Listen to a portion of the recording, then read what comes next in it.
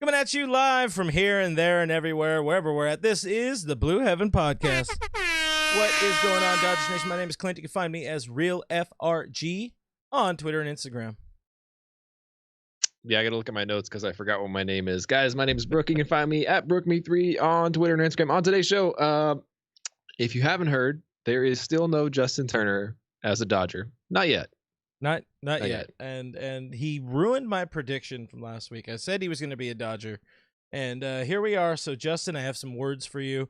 But apparently now, all of a sudden, Marcus Semien is back or somewhat more in the picture for the Dodgers. So we're going to dig into that a little bit more, the hot stove, more of the free agent bull crap. We got a great giveaway with our friends over at Elite Sports Collectables, so stay tuned for that.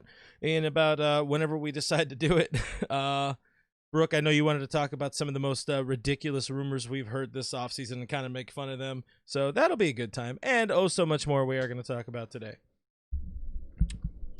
Yeah. Don't forget, if you guys have some of those rumors that you want to talk about, because I'm sure you guys pay attention to the news cycle every once in a while, make sure you drop in and let us know, because it's fun. It's fun to talk about. It's fun to laugh at. It's been a slow off season, so there's been some wild stuff thrown out. For real.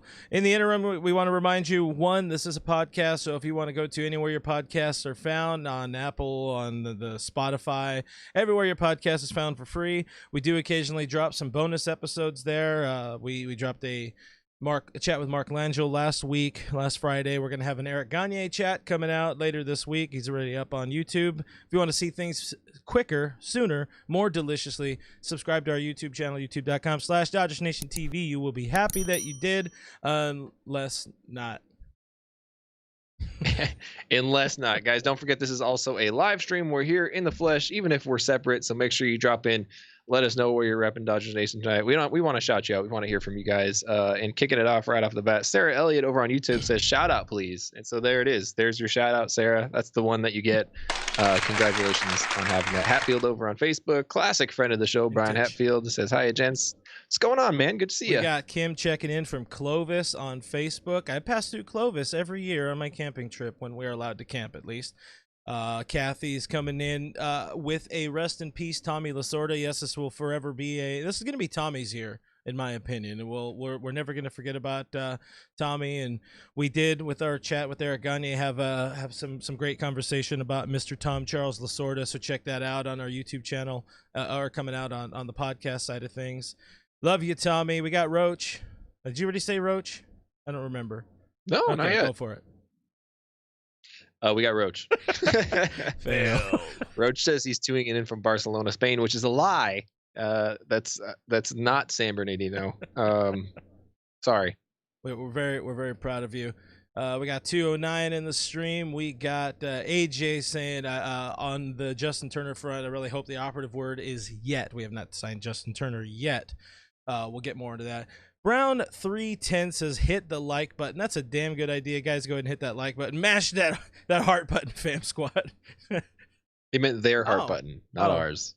Yeah, he's got his own heart button. Brooke, probably. Apparently you are Elijah's hero. Oh, Elijah, what's up, man? Thanks. Hell yeah. Robert Brown is playing the role of I don't know. I guess it would be Justin Turner's agent, saying 3 years, $30 million for Turner. Why not? We got Richard checking in, West Covina. We got Woodland Hills 818. We got a lot of people coming in. Mexico City. Daniel over on Periscope. Thank you guys for checking in. Boyd from Chino. Man, look at that. Mr. Local. I guess we are a little bit today. We're local today. We're keeping it less worldwide than usual. We got Francisco Gomez on Facebook checking in from Long Beach. That's worldwide. Sure, right. Why not? We'll count that. Worldwide enough. Logan Jones pointing out that on his YouTube channel, Trevor Bauer just posted one of those hey, come simp for me videos about other fan bases. So we'll have to check that out and kind of break it down a little bit tomorrow. Do check out DodgersNation.com on Tuesday. Why not? We'll see what Trevor Bauer had to say. I guess he's calling Dodgers fans, and he's wearing a hat, and everybody's going to be excited about that. Cool, I guess. Good for him. Mash that heart button for Trevor Bauer. Don't do that. No. Before we jump into Justin Turner stuff, we got to remind you guys, we have a store. The store literally supports people like myself and that guy over here. I'm wearing our fine friend of the show shirt. You can pick up a friend of the show shirt. You can pick up the LFG. You can pick up Mookie Monster 070 more on Gear Up at gearup.la. We run it, not us personally, but our umbrella of companyness runs it, and it's not going to steal from you. It's a good site. We send you stuff, and that's it. That's my plug for gearup.la. Go check it out. Go do that. It makes us so happy inside. It makes us, it makes us smile, brings us beer money or seltzer money because, January is a diet month or something like that. I'm not dieting. All right, look, I don't know how many weeks we're in on this, 12, 13 on Justin Turner watch, 2020 to 2021. How far into this are we? I don't even know what day it is anymore. It's been 84 years. Been a long time. The longest off season ever, man. Number one, it's been a long offseason just in general, but on the Justin Turner front, it seems to be going extra slow for whatever reason. You thought maybe after the DJ LeMahieu deal was done, you were like, all right, well, JT's going to sign probably pretty soon after. That has not been the case. And not only that, the rumors surrounding him have been kind of gone. Yeah. Like there's been almost nothing in the past, and he's back from his RV trip. Yeah. So you would think that the rumors would be, shooting up. Yeah, you would think something. That's where you kind of wonder, is this playing into his hands and playing into the Dodgers' hands? We know Andrew Friedman doesn't like anything getting out. We saw it happen with Blake Treinen, that quite literally came out of nowhere. I mean, the Dodgers were the source to break the news that the Dodgers had signed Blake Treinen. In 2021, that doesn't happen. Usually you have Passan, you have Rosenthal, or you have John Heyman trying his best. And but yeah, it was a Dodger, so it's a little weird. You could think that something like that could be happening. I like to say little NDF likes working his best in the shadows, and maybe that is a thing. Maybe they already have a gentleman's agreement and they just can't find the right time to announce it and pull the trigger. I don't know. What are you thinking? Yeah, I don't know. I mean, I don't want to get too far ahead of ourselves here, but it does feel like the rumors that have been related to the Dodgers, there haven't been many of them, but the ones that have been related to the Dodgers almost feels like something that lights a fire under JT to be like, hey, you sign now or you're not signing with us because we have options. And the timing does seem to dictate that. Of course, there's always going to be rumors. There's always going to be, the Dodgers are always going to be linked to everybody. That's just going to be the case always. We found that because we've had keystone position players that have been rumored to replace our current ones, and it's like, wait, we already have a guy there. Why do we need that guy? So when you're looking at it, maybe those rumors are related to Justin Turner, maybe not. I still think that he signs with the Dodgers. I don't have any reason to think otherwise, but I don't know. Is it getting kind of to an awkward phase with him and how long it's taking? Mean, we are, for all intents and purposes, we don't know exactly, but assumedly you would say that we're about a month away from pitchers and catchers reporting. I think it's usually, like 30 days till or from the first spring training game, the scheduled game. I don't know exactly how that works, but usually it's in this week, the 13th to maybe the 18th of February. So we've seen the Dodgers, we've seen a lot of teams bring guys back or sign guys in February. You're probably going to see a few more this offseason going back to Bauer. You're going to see somebody like that. A couple off seasons ago, it was JD Martinez, the Boston. For the Dodgers, Manny Ramirez a few weeks into spring training way back in that fateful 2009 offseason. Right. But yeah, with somebody like Justin F. Turner, the longer it goes, the more awkward it feels, for sure. So yeah, now it's hit this point where every week it seems like somebody is trying to light that fire under the Dodgers' ass or under JT's ass, whatever it is. So we're gonna have a new segment. It's gonna be the same thing we've been doing basically all off season, but I decided I wanted to change the name of it. Instead of talking about hot stove rumors, because there's no hot stove, this is just gonna be a section called reportedly. So the Dodgers were reportedly in on DJ LeMahieu, even though honestly I highly doubt it, and we talked about that last week. It didn't really pass the sniff test for us. I guess they offered 4 years and $60 million for the guy who's now going back to the Yankees for $6 and $90. Does that rumor pass the sniff test for you?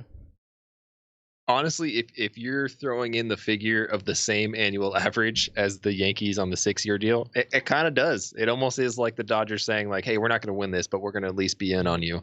Um, it- all signs from the start said that he was going back to the Yankees. Even when they said that the Yankees were far apart, you still had to know he was going to be going Yeah. back. Uh, I think the biggest thing to me was that they offered him 4 years and 60, and I was like, yeah, that's a pretty Dodgers Yeah. offer. You're not going to overpay for a guy that you don't need. If he's willing to accept that contract, then that's a one hell of a win for somebody like DJ LeMahieu, especially in terms of the timing. Times up well with his career. You don't want him too late in his career. So for me, if that's the case, if they truly did offer him 460, then I'd be like, yeah, that's legit. They did try to get him. Swag Daddy McGee checking in on Twitch says, "Why not make an offer to everyone?" The answer is always no if you don't ask, but I guess it's not. That's It's a not good always point. no, Yeah. but you got to figure out. You got to ask first. Dodger D or Dodgered on YouTube. I guess this person follows you on Twitter because you made fun of it earlier. Remember when Jim Bowden said Nolan Arenado will be a Dodger by Christmas? Hey, good job, Jim Bowden. We're very proud of you for creating off-season headlines because, damn it, we need it. Like, literally, to survive, us two, like you. Wait, there, you. I got to remember, it's you. You would normally be on the same side as you are in IRL. So, anyways, yeah. No. But he didn't say what year for Arenado. The E-Ray 8266 says on the YouTube. So yeah. Reportedly today, the Dodgers are still kicking around the tires on the potential of bringing in third runner-up in the 2019 AL MVP voting, Marcus Semien. I guess that would be the alternative. The alternative if they don't sign Justin Turner. Does that pass the sniff test to you? It does and it doesn't. I feel like it's been framed by, and this is no fault of Semien or the Dodgers by any sense of it. It's been framed as a he can play third base, he can be your third baseman type of guy. I think in that sense, that's not realistic to me. That's not what if they were trying to do this, that's not what they would be trying to do here. If you're looking at it as we need this flexibility in the infield. We need to be able to move people around. We need the Kike type of person that you can still move around in the infield. Semien's not an outfielder, so it's a little different, but it does change things up to make Chris Taylor available more for the outfield, which kind of solves your problem.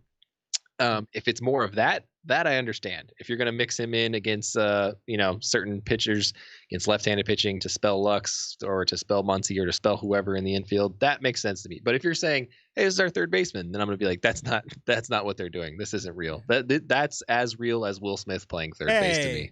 Hey, now, come on. Sorry, words hurt. Shots fired.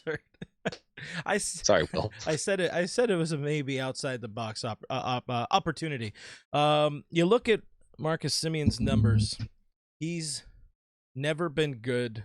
He hasn't played very much third base at the big league level, but he's not. He hasn't played it well. 13 errors in 50 games, 134 chances, just over a 904, I think, ish fielding percentage. He's not a good 3B option. And again, yeah, if they're going to do the optionality, the versatility, kind of filling that Kike role, I as much as it pains me to say it, and congratulations on your new bebe, Mr. Kike and Mariana. They had their kid last week, their daughter. She is reportedly healthy. I would rather bring back Kike than get this Semien guy, because that year he had in 2019, you look at the back of his baseball card, and I wrote it earlier today, that's an outlier. That is a straight up outlier. He's right. That's not he him. Doesn't get on base. He's like a maybe 300 on base clip kind of guy. He had a 360 that year, and that was way out of the box for his norm. So if you get him cheap, sure, yeah, hell yeah, I'm down for that. And like you said, all of a sudden you have more opportunity for CT3 to be playing the outfield. But no, I'm out on Semien, and I agree. It's kind of not it doesn't sniff well. Right. Our guy from Twitter, Choice Fielder, says it really doesn't really understand going after Semien because it's not a true upgrade. And that's a really good point. It's not an upgrade over Kike, which is, you guys watch the show, you know us well enough, I think, to understand where we come from, and it's not coming from a place of hate, but that's saying a lot for us to say that it's not an upgrade over Kike. I would rather have the flexibility of Kike over anything that Marcus Semien could bring the Dodgers. Honestly, I don't think it's that much that he could bring to the team. I don't think he makes us any better. Not that necessarily that he makes us worse. I do not feel like it's an upgrade, much like he said. So that one to me is kind of a that to me is like something that's going after JT a little bit. That's what it felt like. I don't know how realistic that is, but it did feel like something that like, hey, JT, better watch out. We got somebody. Yeah. Again, that's to scare him. You gotta put a little fear of Andy Friedman, fear of Fleeceman into Justin Turner, and be like, hey, dude, we're not gonna wait. We're not gonna give you 4 years. It's just what it is. Come back home, or we might go somewhere worse. I'm seeing a few people saying, Chris Bryant. I honestly would rather see Chris Bryant over Marcus Semien, but that's just me. The DH could be in play, reportedly. Right. Could be in play for 2021 season. We don't know quite yet. As soon as that came out, the murmurs, the whispers, the rumors, the reports about Marcell Ozuna started creeping up a lot more. This happened just a couple days after our stream last week.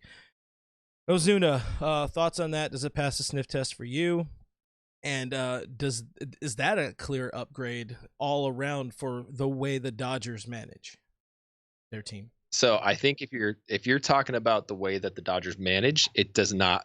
It's not what the thing. They don't use the DH the same way that you would think people would use the DH. It's not just a big bruiser who hits bombs anymore. They use it as a way to flex guys around, give them a day off their feet, and move people around. They used so many designated hitters last year. They did not have a guy that was their DH.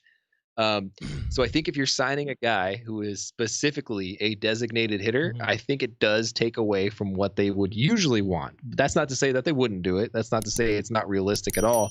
And obviously, if you're getting a guy who, I mean, let's be honest, he had an OPS over 1,000 last year. That's not something that you can just go out and pay for every single year. That's not always available to you. To me, the fact that they're even interested in him is more of a sign. I think the universal DH is coming back in 2021. I think it's going to be here for the rest of my lifetime, probably. Would I go after him? Man, I don't know. Ozuna is going to cost some money. I think that's what people forget about, especially if there is a universal DH, because his value will go up. It's going to want some bank. And I think I said Pablo. If I did say Pablo Ozuna, I meant it. Now, what are your thoughts on Marcell Ozuna? Pablo Ozuna is the guy from Backyard Baseball. Hell yeah. Mess him up. Who also hits bombs. Yeah, I mean, either way, if you get a bomb dropper and throw him in there, I would still rather see maybe an Eddie Rios in that DH role. But I don't know if it's what I'm used to, and I liked what I saw, how I saw them use the DH last year.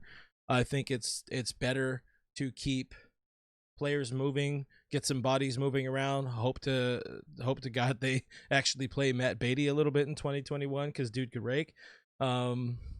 Yeah, I can't see them going outside the bubble of the organization. I think it would be Kike, or I think it would be JT, maybe Kike at the farthest end of the spectrum. But yeah, I don't know about your boy Ozuna. I mean, I like what he can do against left-handed pitching. I like what he can do against right-handed pitching. Listen, he is technically a Gold Glove outfielder, which is a sham and a travesty. Joke. It's a joke, and it doesn't make any sense whatsoever. But you look at his stats, you look at the advanced statistics, he is not the worst outfielder. He is actually probably arguably about the same level of outfielder as A.J. Pollock, which is really sad if you think about it, because A.J. Pollock has really gone downhill in the outfield. Yeah. But, yeah, I mean, if you're looking at it, it's a possibility. It's not completely out of the realm. I mean, even without the DH, it wouldn't be completely out. The problem is the cost, and he's going to cost a lot. Yeah, he's because he's gonna want years. I don't think he's worth JD Martinez money, but I mean, he doesn't want that 1 year deal again. He might be close to it, but yeah, it's not Fleeceman's style at all. Yeah, maybe not. Yeah, if it is 1 year and high AAV, sure, why not? But no, I don't think that's the thing. Go ahead. It could be one of those things though too, because Andrew Friedman has done one thing every year for the past 3 years that's out of his normal, and that is signing somebody to a 12-year extension in last year, and the year before that signing a Joe Kelly to a reasonable contract. So that's not something that he usually does. So maybe this is the one surprise that we get of the offseason. Yeah, and you got Pollock the year before. No, the same offseason as Kelly. So Yeah. Could be. Maybe Yeah, it's possible. maybe we're surprised. I'm seeing a few people saying Chico. They should sign Chico and have him play third. Come on, you can't do that to the league. If you bring Chico in, it's just unfair. Yeah, Chico's a PED. That doesn't count. He is a PED. GR8, we got great in the stream saying where is it? Nelson Cruz. What do you think about Cruz instead? Because that is a short. Nelson Cruz. If you're telling me Marcell Ozuna versus Nelson Cruz, I'm going to take Nelson Cruz for a couple reasons. Number one, you can probably get him on a 1-year deal. Probably could get him on a 1-year deal. He's going to hit a bunch of tanks. He's going to do his job. He's going to do exactly what you expect the DH to do. Might cost significantly less. No, he will cost significantly less. Maybe not terms of annual average. He might get a pretty hefty penny for a 1-year deal. Maybe not. But I would rather have that than paying long term for Marcell Ozuna, because Ozuna is going to want more than 1 year. He's probably going to want more than 3 years. Yep. So, well, I don't hate it. I mean, he is old, super old. Hey, veteran presence, man. He brings a gift to you. But he hits. He hits. I see our boy Roach doing his job. He says, "Why don't the Dodgers just sign Arenado, Garrett Cole, Aaron Judge, and Mike Trout?" Hey, now you're thinking. That's by Christmas. By Christmas.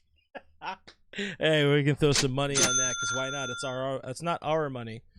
I see Logan Jones talking about Andrew Jones, digging into the comments here a little bit, and that's my segue to how weird is it to see Wilson Betemit Jr. getting a contract today with the Royals? When I first saw it, it was one of those things where it threw me off so much that I was like, wait, how old is Wilson Betemit? He's making a comeback.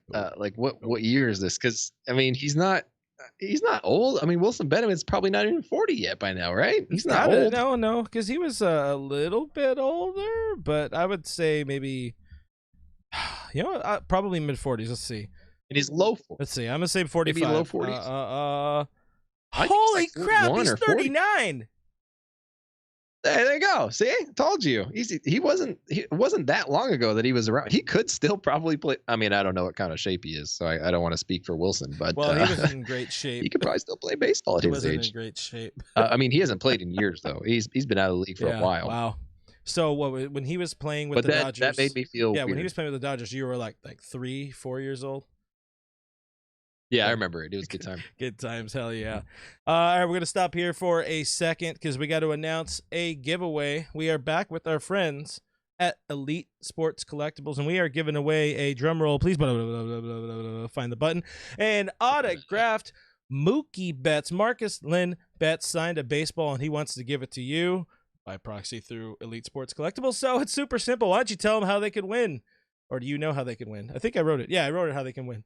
It's in the notes, so I should be able to do it. But Mookie told us that he wants us to give it away to you after he gave it away to Elite Sports. So, just through a chain of people. You guys can follow us at Official Dodger Nation on Instagram.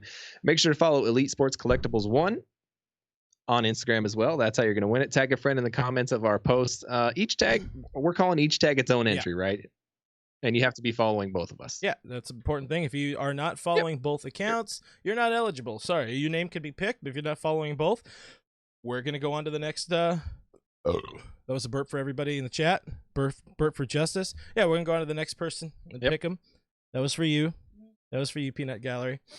We are going to announce the winner next week, so that'll be up on our Instagram very soon. If it's not already, if Eddie's watching, he probably put it up. But yeah, Mookie Betts, and Mookie Betts is in the stream.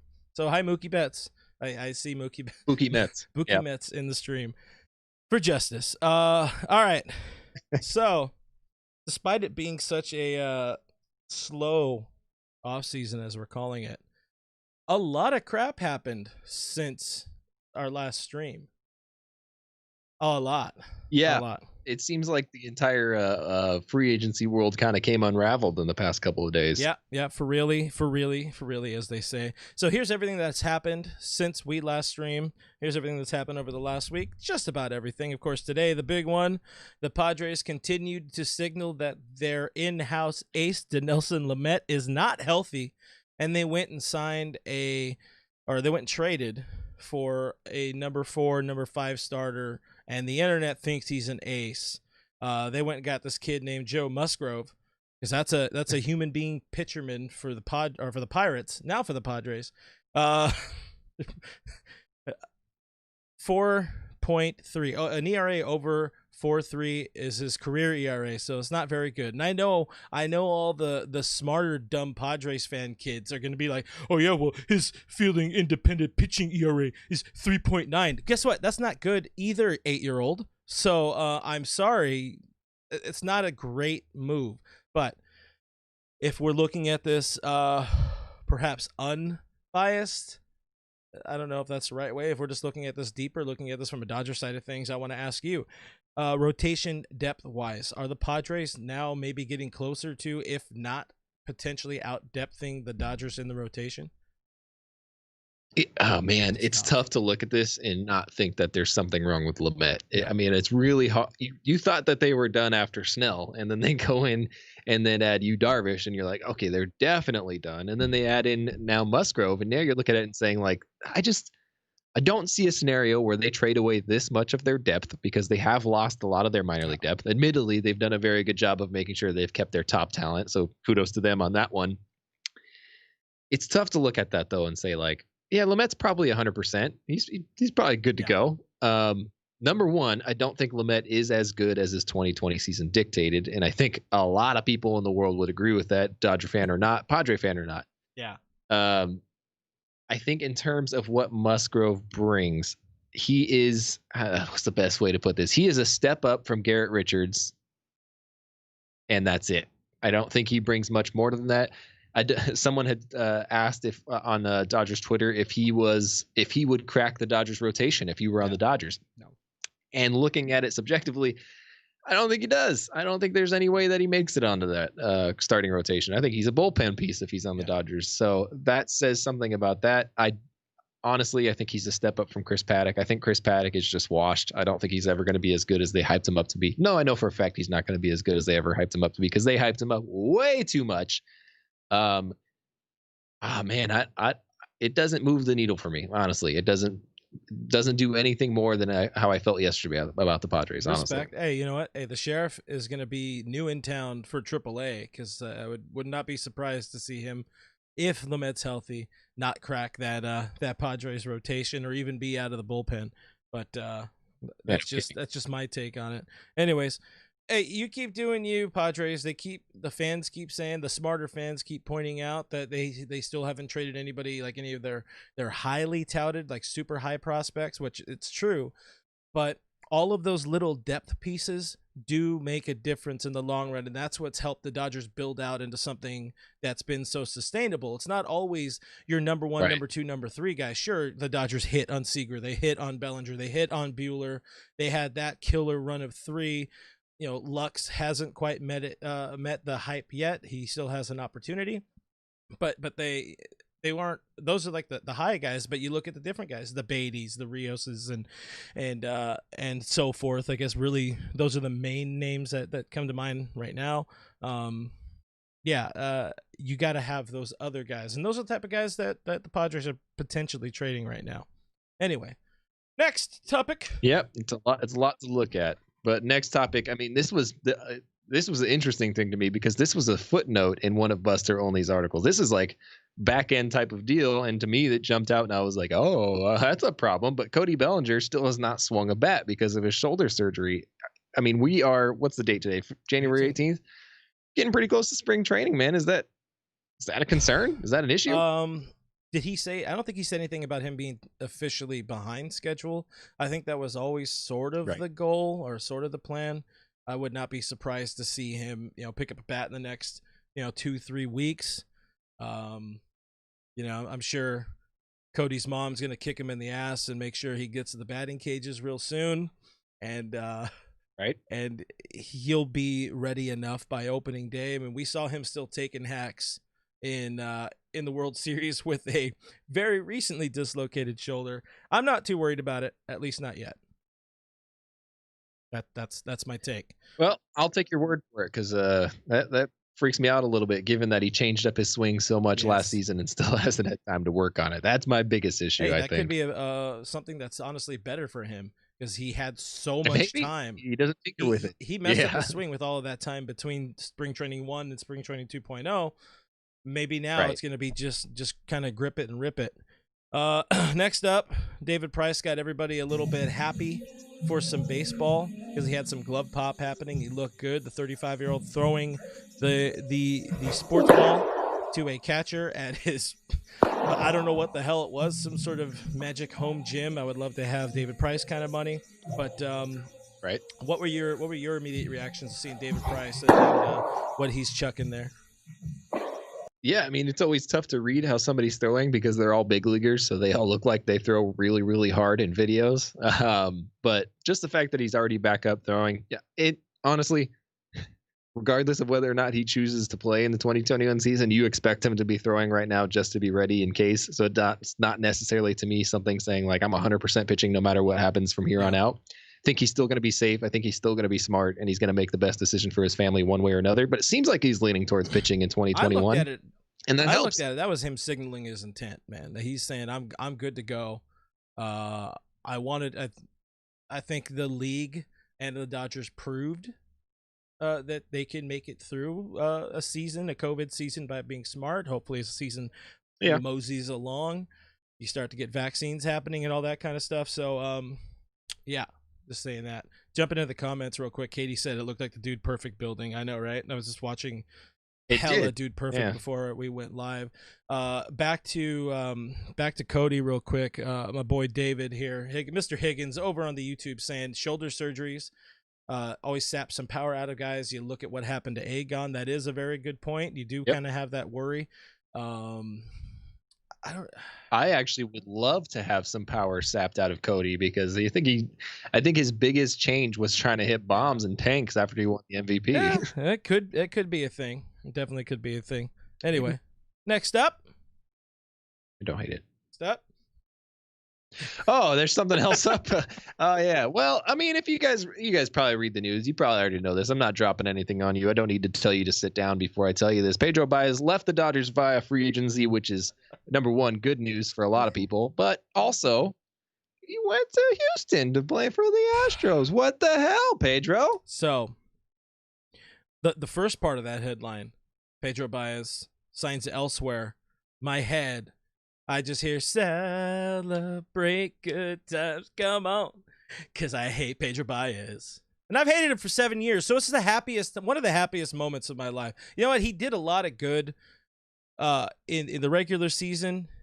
You look at his numbers prove that he should have gotten more higher leverage opportunities throughout his career. But you know what? He never earned them, despite getting into them so often in the postseason. But you have to get the job done when it matters. And time again, he did not. In the postseason across 7 years of his career, he inherited 17 base runners in the postseason. He allowed 10 of them to score.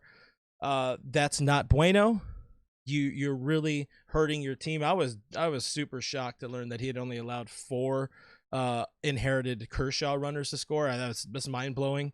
I thought it would have been like 57, but it does seem like he did single-handedly ruin Clayton Kershaw's postseason career somehow. Yeah. The other part, going to the Astros, no, it's a no for me, dog.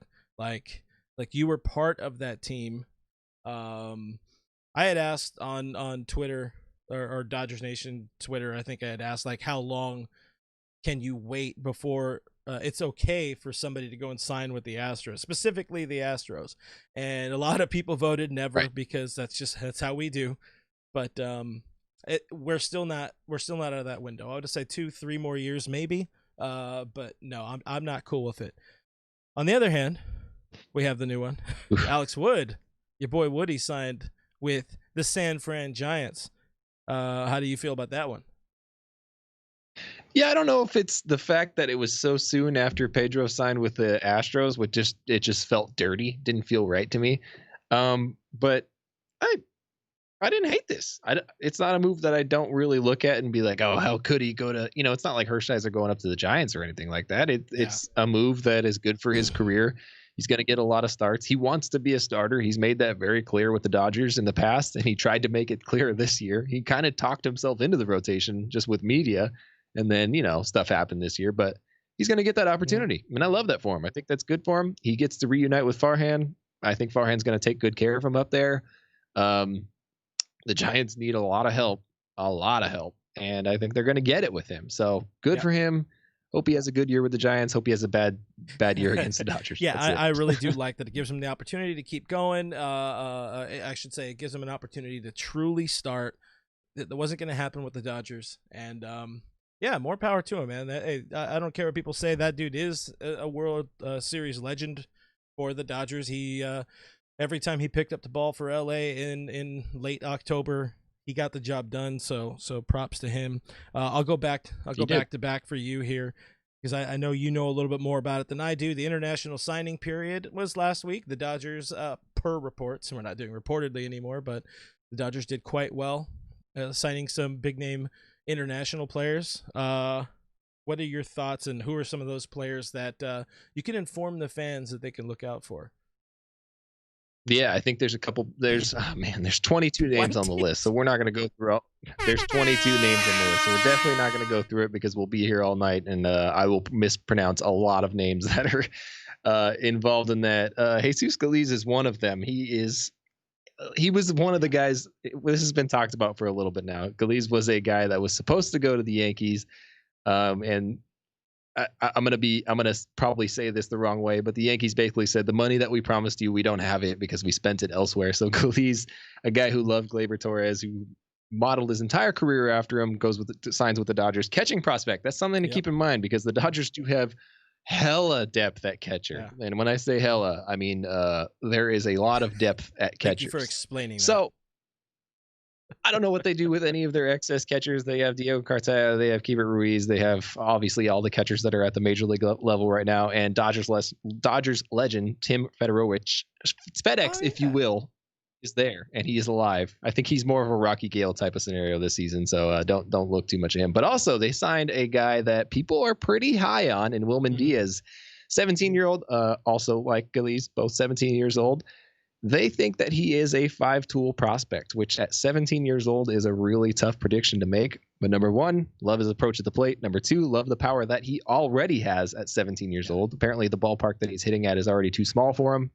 Really good hands, smooth defender, can play anywhere in the infield if necessary. The Dodgers just making splashes in the international market. Doesn't that just feel right? I feel right, Brian. I feel right. Feel real right. What didn't I think I don't remember any of the numbers, but I saw somebody mention, the scouting numbers on Diaz, and he's like at 17 he's already like a 50 in hitting or 45 in hitting, and he's a 60 in hitting and a 55 in power, which at 17 years old is wild. That's ridiculous. That's pretty wild. It's definitely wild. With the names you all know and love, the arbitration dance happened, the arbitration deadline. It's a very soft deadline, but I hear there's a pill for that. Your boy Cody Bellinger got a lot of money, $16 million. He signed to a 1-year deal. Seager got $13 million. I'm kind of surprised. That's his final year of arbitration before becoming a free agent. Julio got like 3.9, 4 points. I don't know. He got good money. And Dylan got just under a cool mil. So those guys are all locked up for 2021. I like to note that the Big Money Belly is going to be pretty stoked with all of that money because he could spend it when he's not high during the games. So that's an important note for him. But Buehler and Barnes, not so ready to take the money. I feel like the Barnes side of thing, they're going to come together in a middle ground. That's whatever. What are your thoughts on maybe the two sides, Dodgers and Buehler, working on a multi-year? Honestly, as strange as it sounds coming from me, and this is not something that you usually hear from me, I think that they do maybe get a contract with Barnes on maybe just like a 2-year deal, not anything extensive or anything like that, but something to figure out the next 2 years with him. It's a possibility. They did it last year with Muncy and they CT3. Did it with Muncy, they did it with CT, so it's possible. Could happen. So don't hate on it. They might get a little bit of a discount than because let's be honest, man, Austin Barnes would probably get some money from another team in need of catchers because good catchers are hard to find. So let's just say that. I think that the Walker Buehler situation is probably something where they're working on a contract with him. I mean, he's ARB1, so you could save a lot of value out of him and getting a couple of years discounted long term in terms of annual average if you're going to sign him out for a decent contract. I don't think he's going to get like a 10-year extension or anything nuts like that, but he might be able to save some value out of him and make good with him going into free agency. So it's a possibility. I don't know what that looks like. I don't know if it is just trying to figure out the final numbers and it is just legitimately a little bit of a difference that they need to settle on. No big deal. It's not nearly as vicious as people think it is. It's not a case where some big conglomerate corporation is saying we're not going to pay you the extra $600,000. We're not good enough. I know for some reason people think that. It's not the case. Normal arbitration happens all the time. Nothing new. I think there is zero chance that the Dodgers go to an arbitration hearing with Walker Buehler. That's just definitely not happening. You saw it happen last offseason with Pedro Baez and Jock Peterson. It wasn't pretty, especially for Jock. Jock really got kind of yanked around, which is why we'll probably never see Jock Peterson as a Dodger again. But right, yeah, I mean, there's been some comps on the Buehler side. You see a few like 6 and 70 or whatever. I think didn't Soroka sign like an extension, or one of the Braves or Cardinals or somebody over on the on that side of the Flaherty maybe, I don't know, but there's some decent comps, and I think Walker likes pitching for the Dodgers a lot more than he likes going and looking for somewhere else. I don't know if you've seen this. Do you know who the hell his agent is? I can't find it. Walker Buehler's agent? I could have sworn at one point I remember seeing him with Boris, like maybe when he signed, but that might have just been me remembering the Seager like photo op on opening or at Dodger Stadium afterwards. I have no idea. Nobody knows. I am not familiar with who his agent is, and it's not on Spot Track either, which is that's interesting. That's strange. Maybe he represents himself. Who knows? He's real sneaky. Let's stick into a few of the comments here. Brian asking, where do you think Jock lands? Go for it. You have 3 seconds. Choice Fielder again popping in at just the right time says Jock is going to the Braves. I don't hate that. I don't hate a lot of things about that. There could be a couple places that he's going. I could see him ending up with a lot of AL teams. I could see him honestly ending up with a lot of NL teams, but like Choice says, again, less expensive than Ozuna, plays better defense, absolutely plays better defense, no doubt about that. Not going to be the pop that you're hoping for, not going to be the same bat, but it will come at a much, much better discount than Ozuna would. So, yeah, I'll go with him on that one. He convinced me just in those two comments real quick. He's going to Braves. You heard it here first, folks. Confirmed to the Braves from Choice Fielder and Brook Me 3. Our boy, Santiago, who gifted us some nice. I didn't get a chance to get out to the office since, but he gifted us some nice 3D print. I think you got one of the Dodgers things. It's in front of the monitor on the desk. Oh, I don't know if you could reach it or not. Hit it, but I guess not. I'm not agile. Okay, you're not trying. Okay, appreciate that. Zero effort is the best effort. Santiago saying to resign. Should we resign Yasiel Puig? He answers his own question. No, we have seen a lot of the Puig in there. I don't think we'll ever see Yasiel Puig in Dodger Blue again, and we should all be fine with that. He had his time here in LA, and just be hopeful that he gets a job somewhere in the big leagues so he can try to exercise, some of his demons.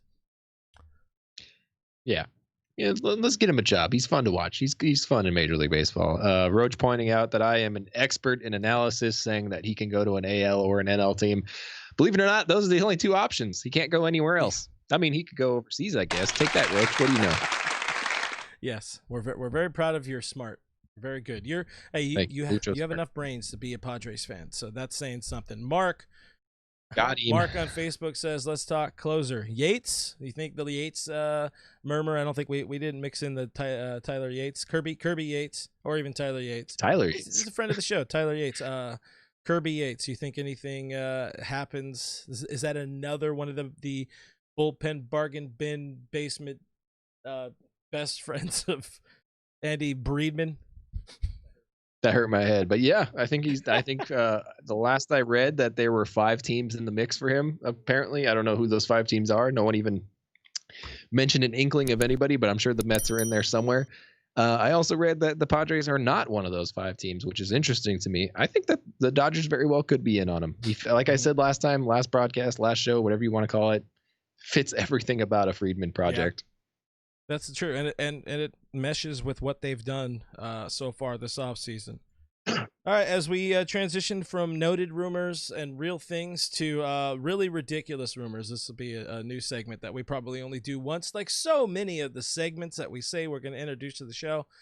I know you had some fun thinking up and looking back at this offseason of some interesting headlines. I'm surprised none of these mentioned Nolan Arenado by Christmas, but give us your best ridiculous rumors of the offseason. Yeah, I mean, the Arenado, I didn't write those down because secretly I think everybody wanted Arenado. Nobody just really wanted to admit it or say it. I'm sure I said it a couple times because once I say something on a podcast or on a live show, I forget that I've said it, and it's never been in my memory since then, because who remembers stupid stuff that they say when a couple hundred people are watching? With that in mind, I think easily I'm going to lead with my favorite. We're going to start off strong and just tail off towards the end, because that's the way I live my life. Best thing first, and then just, disappoint from there. But I think my favorite, and I think you guys are going to agree with me on this one. Some of you maybe remember it if you guys watch the show pretty often. We harped on it pretty badly. Jim Bowden, man, poor Jim, man. He's trying. It's just who he is. He's trying. We got to stop. He's trying, man. Jim Bowden suggested at one point that there were several different shortstops that the Dodgers could look to in the next free agency class to replace Corey Seager instead of extending him. He could have said Javi Baez or, a name like that. This was before Lindor was traded. He could have said Francisco Lindor. Let's just talk about that. And he did say those. But he also said Carlos Correa, which I don't know if you guys have watched baseball in the past couple of years, but they don't seem to be on the best of terms with Carlos Correa for a lot of reasons. Number one, he cheated them out of a World Series. Number two, he verbally attacked Cody Bellinger via media members because he told him to shut the F up, and because he doesn't know what he's talking about, even though clearly a couple days later it was revealed that there was a cheating scandal and that they would be punished for it. So way to go, Carlos. Also went after Joe Kelly famously, which is also really great, and proceeded to talk crap after that. Is Jim okay? Do we need to check on Jim? Yeah, he's I think so. This is a hunch, and I'm just coming up with it right now from the top of my brain hole.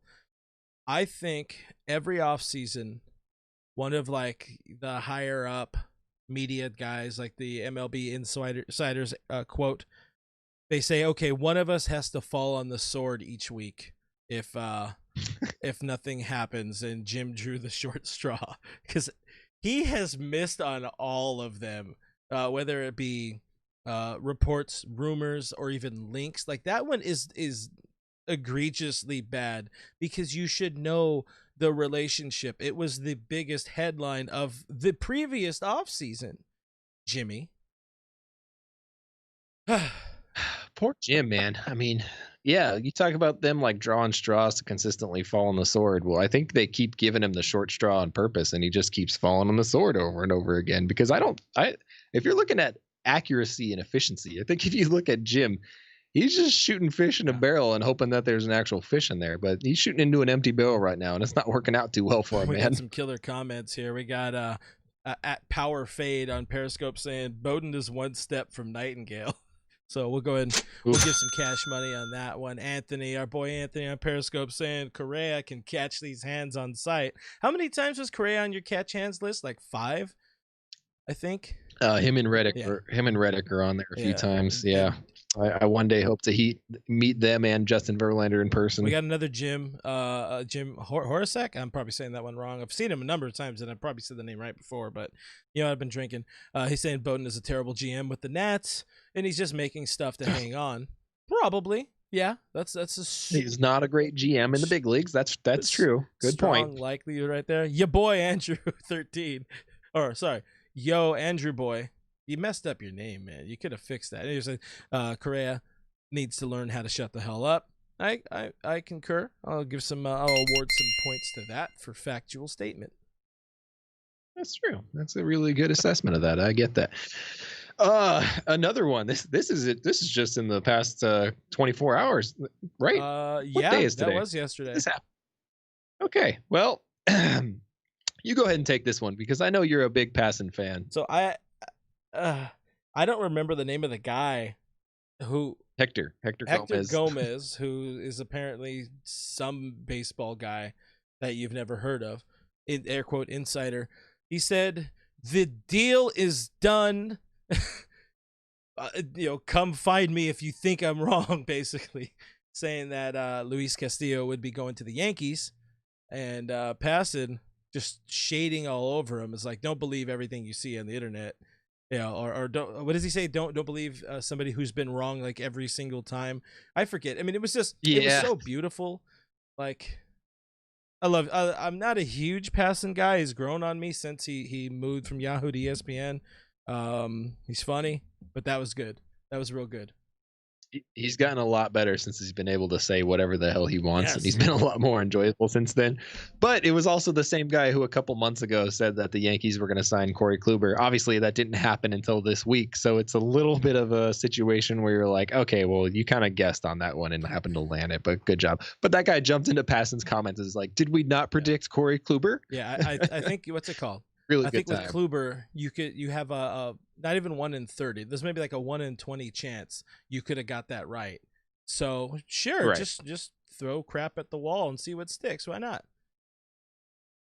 That tweet also appears to now be gone. That said Luis Castillo had been traded or was going to be traded. Got him. So there's that one.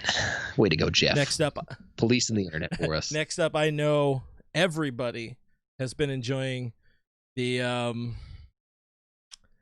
Trevor Bauer saga, and I use enjoying on today, which is clearly opposite day because it's been awful and gaggy and frustrating, but enjoying the Trevor Bauer free agency saga. What do you like about it? I like that we get a chance to get a really deep look into the normal life of I don't care, dude. I don't give a crap about your daily routine in your life and what free agency looks like for you. I could give two shits about what you're doing with your agent, Rachel Luba. I could care less about Rachel Luba and anything she has to say about anything in life.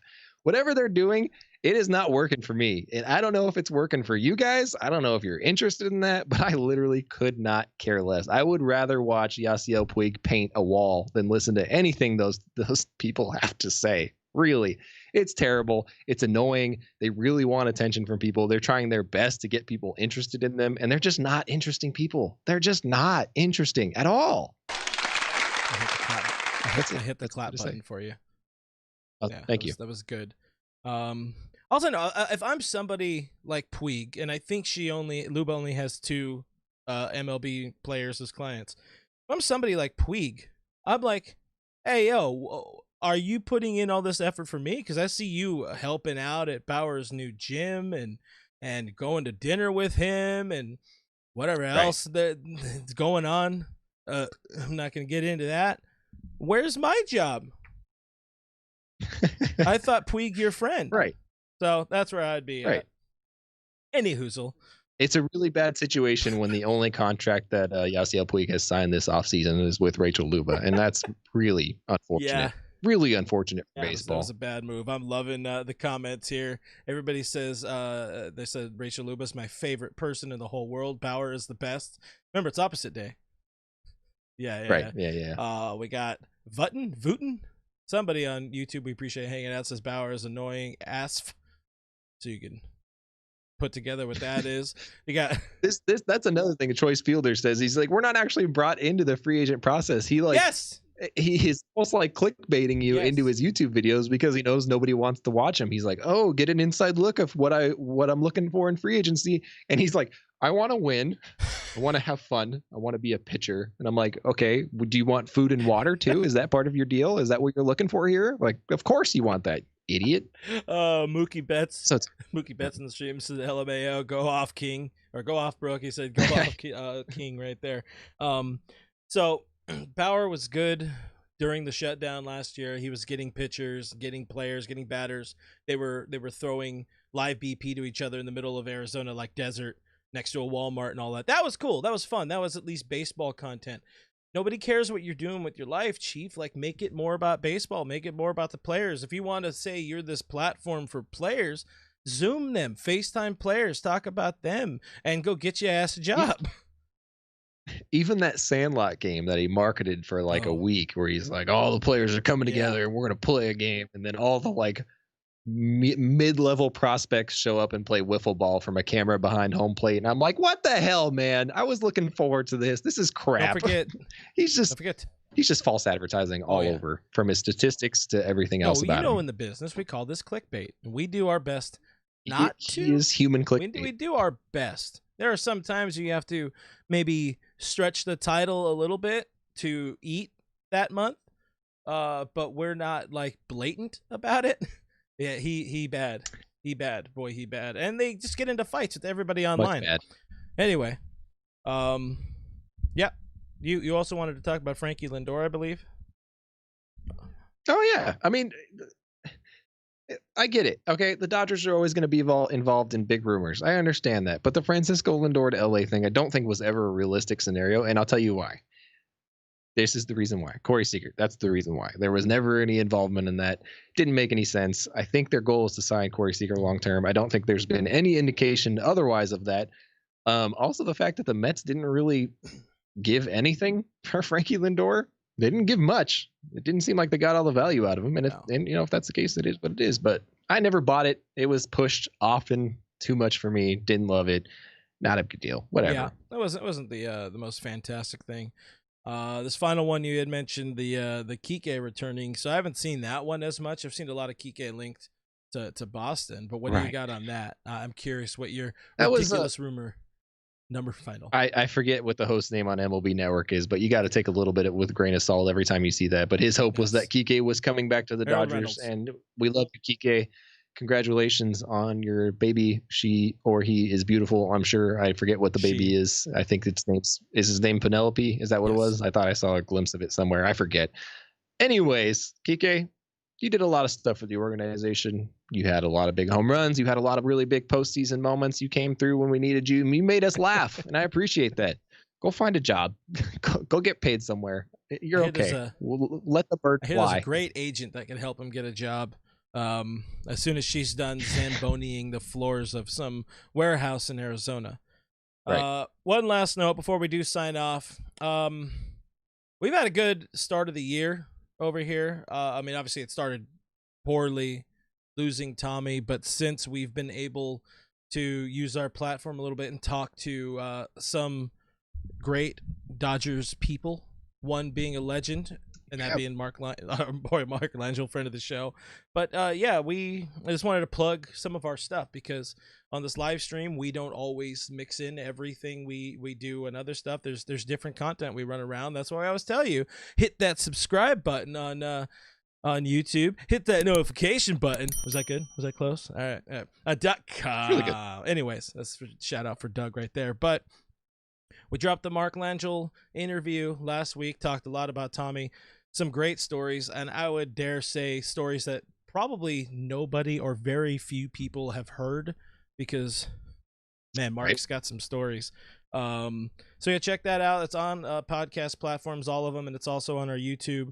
But Friday, we had the opportunity to geek out a little bit and catch up with your boy, Dodgers legend, Mr. Eric Gagne, one of the best closers for most dominant closers for a stretch of about 3 seasons. And that was a lot of fun. We dug into a lot of shit. I definitely had my points of trying not to overly fan out with him, because, I mean, that's a guy you grew up on. But what was your favorite part of that conversation with Mr. Eric Gagne? I mean, there were a lot of good parts with it. Like you said, it was just we get to talk to a lot of people, and in this business, you got to really keep it professional. But with Gagne, it was really hard for me to not be like, oh my god, it's Eric Gagne, there he is.